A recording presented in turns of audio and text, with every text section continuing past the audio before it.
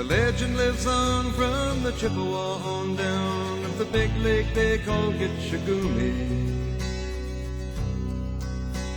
The lake, it is said, never gives up her dead when the skies of November turn gloomy.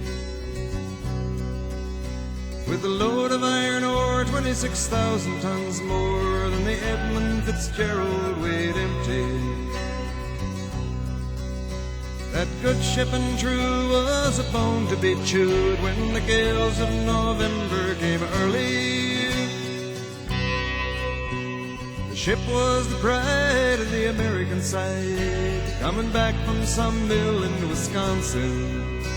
As the big freighters go, it was bigger than most, with a crew and good captain well seasoned, concluding some terms with a couple of steel firms when they left fully loaded for Cleveland. Then later that night when the ship's bell rang, could it be the north wind they'd been feeling?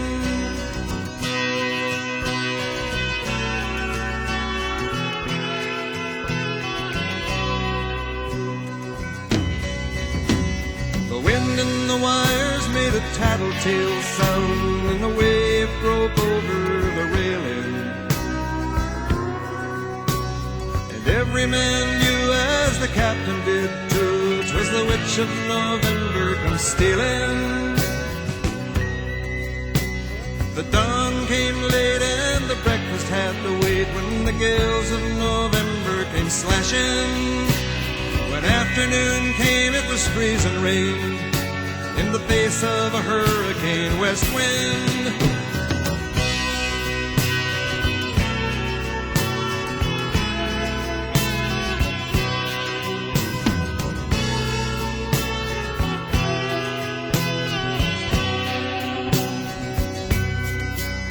When supper time came, the old cook came on deck saying, "Fellas, it's too rough to feed you." At 7 p.m. a main hatchway caved in. He said, "Fellas, it's been good to know ya." The captain wired in, he had water coming in, and the good ship and crew was in peril. And later that night when his lights went out of sight, came the wreck of the Edmund Fitzgerald.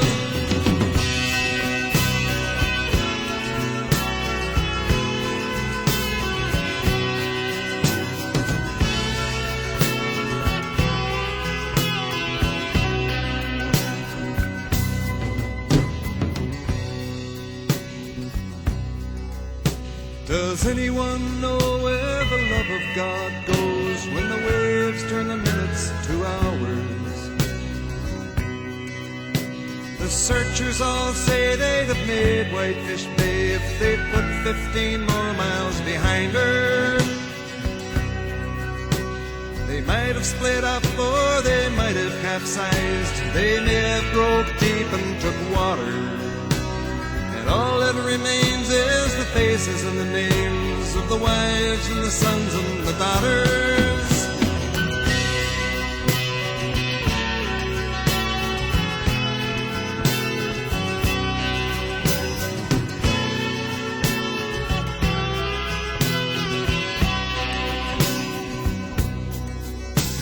Lake Huron rolls Superior sings in the rooms of her ice water mansion. Old Michigan steams like a young man's dreams. The islands and bays are for sportsmen.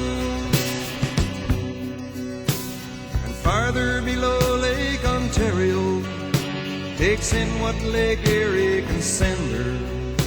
And the iron boats go, as the mariners all know, with the gales of November remembered.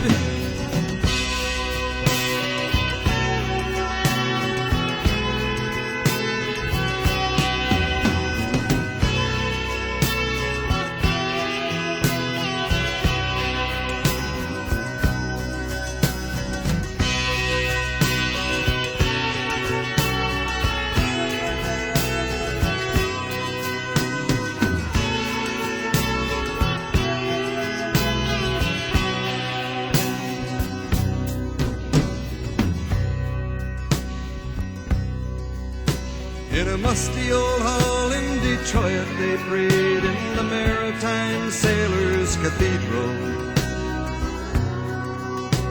The church bell chimed till it rang 29 times for each man on the Edmund Fitzgerald.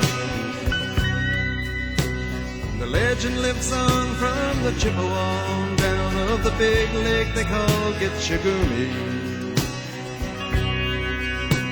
Superior, they said, never gives up her dead when the gales of November